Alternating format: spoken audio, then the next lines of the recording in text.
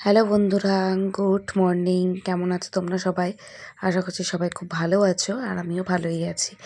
আমার চ্যানেলে নতুন একটা ব্লগ দিয়ে আবার আজকে সকাল সকাল শুরু করলাম। তো দেখতেই পাচ্ছ, ভাতের হাঁড়িতে চালটা দিচ্ছি, তবে ভাতটা এখন বসাচ্ছি না, চালটা ভিজানো থাকবে। আর পাশে হচ্ছে চা। তো টাইটেল থাম্বনেল থেকে ভাবছো যে এরকম টাইটেল থাম্বনেল দেখার, তো তার জন্য পুরো ব্লগটা দেখতে হবে যে আলটিমেটলি কী হতে চলেছে আর কী হচ্ছে। তবে বলেছিলাম থাম্বনেলে যে খাসির মাংস রান্না করব, তো মাংসটা অল্পটাই এনেছে, আমার মেয়ের মতনই। তো সেটা প্রেশার কুকারে রেডি করে রেখে দিয়েছিলাম। তো চাটা একদিকে নামিয়ে নিয়ে একদিকে ওটা বসিয়ে দিলাম। সুরজিৎ নেই, আজকে একাই চা খাবো। সকাল সকাল উঠে বাসি কাজ সেরে ধূপকাঠিটা ধরিয়ে চা করে নিলাম, চালটা ভিজিয়ে দিলাম, আর ওদিকে মাংসটা সিটি হওয়ার জন্য ওখানে রেখে দিলাম, সিটি হওয়ার জন্য। কারণ তোমরা তো জানোই যে আমি আগে মাংসটা সেদ্ধ করে নিই, তারপর ওটাকে কষিয়ে রান্না করি। চা নিয়ে চলে আসলাম, আর নিয়ে নিয়েছি একটু বাটিতে চানাচুর মুড়ি। আর এই দেখো, বড়টা ঘুমাচ্ছে, কিন্তু ছোটোটা এরকমভাবে সঙ্গে সঙ্গে আমি বিছনার থেকে ওঠার সাথে সাথে তার 5-10 মিনিট পরে উনিও উঠে যান।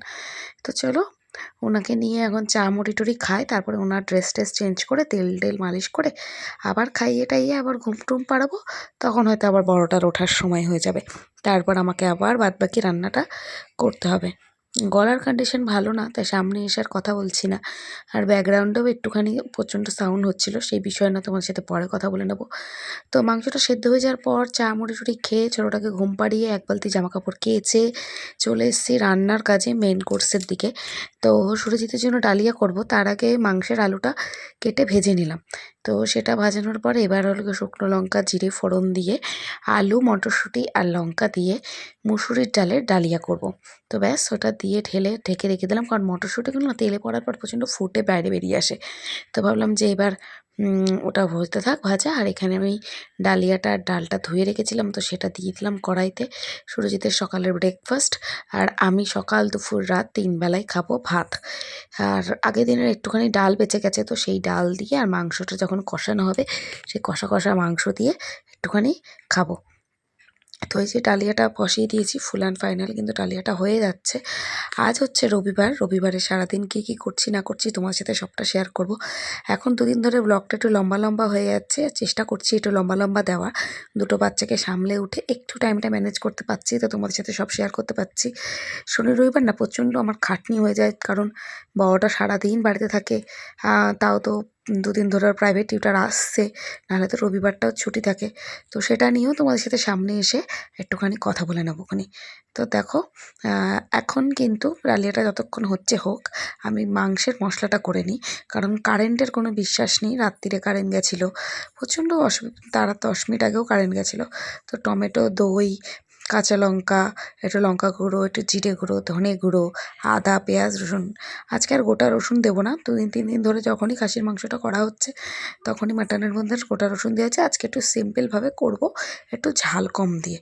কারণ যেহেতু তার সাথে কোনো রকম ভাজাভুজি করছি না, ডাল টালও করছি না, আগের দিনের বাসি ডাল না আমি খাবো, দুষ্টু তো খাবে না, তো দুষ্টুকে মাটন দিয়েই খেতে হবে।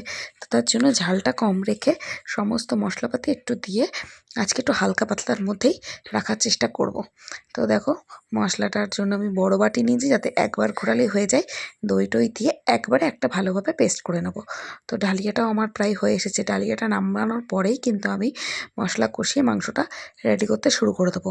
তো মশলা কষানো হয়ে যাওয়ার পর মাংসগুলো প্রেশার কুকার থেকে বের করে কষিয়ে নিয়ে তারপর ওই যখন জলের প্রয়োজন হয়েছে, ওই সেদ্ধ করা জলটা ঢেলে দিয়েছি।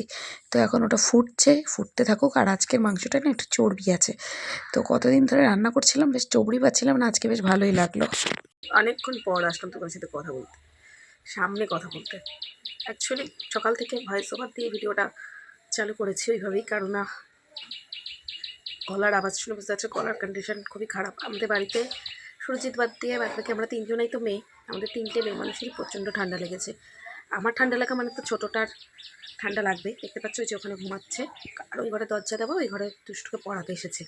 আজকে রবিবার, ওর অফ ডে, কিন্তু ওর টিউশন কিছুদিন 2-3 দিন কাছাকাছি ছুটি ছিল। 3 দিনের মধ্যে শুক্রবার রবিবার একটা মানে দুটো পড়া হয়ে গেল আজকে, আবার দেখা যাক কবে পড়ায়। যাই হোক, স্কুল ছুটি, সন্ধ্যেবেলা একটু পড়তে বসে, সারাদিন মাতামাতি করে, তার মধ্যে যদি খানিক 1.5 ঘন্টা একটু আটকা থাকে তো ভালো। শরীর খারাপ, যেটা বলছিলাম। ওরও প্রচণ্ড বড়োটা ঠান্ডার সর্দি কাশি, আমারও তাই, ওর ছোটোটারও তাই। ছোটোটার তাও তো এর আগের ব্লগে বলেছিলাম যে ওর ডাক্তার দেখিয়ে নিয়ে এসেছিলাম মঙ্গলবার দিন, ওর খানিকটা কমেছে। আর আমার এই গলার কন্ডিশনটা খারাপ, সকালবেলা ঘুম থেকে উঠলে আর কথা বলতে পারছি না, খানিকক্ষণ একটুখানি আস্তে আস্তে এমন করতে করতে ঠিক হচ্ছে, গরম জল খেতে খেতে ঠিক হচ্ছে।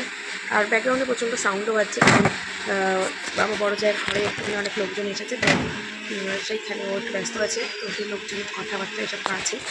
যেহেতু আমরা একটা বাড়ির মধ্যেই থাকি, তো এর জন্য আমার বেশি সুবিধা হয় না ওইভাবে ভিডিও করে নিয়ে ভয়েস ওভারে কথা বলতে। আর এই শরীর খারাপের জন্য এভাবে কথা আবার বেশি বলছিলাম না। এখন একটু রোদ উঠেছে, আস্তে আস্তে টেম্পার যত বাড়ছে তত মনে হচ্ছে একটু শরীরটা ঠিক হয়েছে। ছোটোটা স্নান টান করে খাওয়া দিয়ে ঘুম পাড়িয়ে দিয়েছি, ওই ঘরে পড়াচ্ছি, এই ঘরে ধুয়ে দিয়েছি।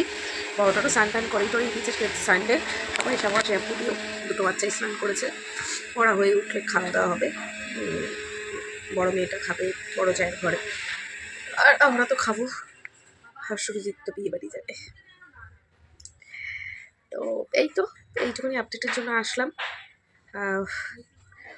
আজকে না প্ল্যানিং করেছিলাম যে 12:30 থেকে পড়া হয়ে যাচ্ছে, আরামসে একটা ঘুম, দুপুরবেলায় ভাত ঘুম দিয়ে একটু ফ্লেভার্স অফ রানাঘাটে যাবো। বিয়েবাড়ির জন্য যেতে ইচ্ছা করছে না, ধর ও বিয়েবাড়ি যাচ্ছে, যাক।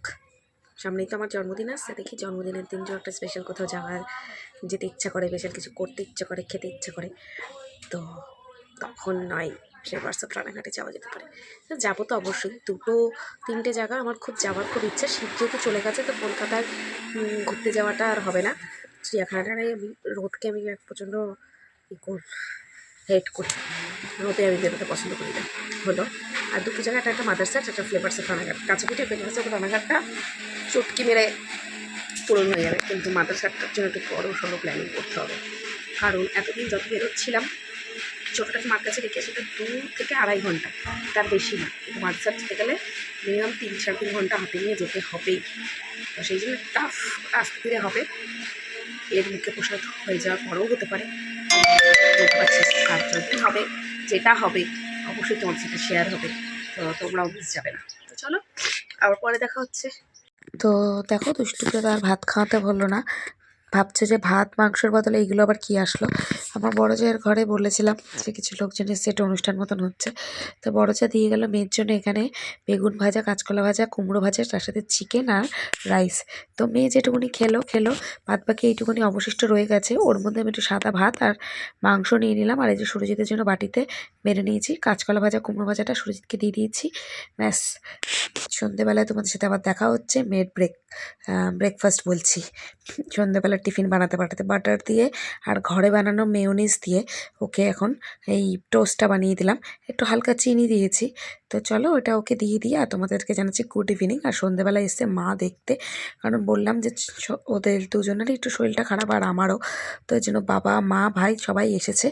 আর সুরজিৎ বেক করে দিল, বাড়িতেই আছে যেহেতু, তো সেই জন্য একটা রুটি বেক করে দিল, মানে পিৎজার রুটি। তো কেমন লাগছে অবশ্যই বলো। তো এইটা বাবা, আমি আর ভাই মিলে খাবো। সুরজিৎ তো 1 পিস খেয়েছে, আমার মা আবার এসব পছন্দ করে না। তো দেখো এখানে ছোটোটা গুড়গুড় করছে, দুষ্টু ওখানে পড়তে বসবে বলে বসে আছে। আমি বললাম একটু পরে পড়তে বস, দিদুনটা বাড়ি চলে যাক তারপরে।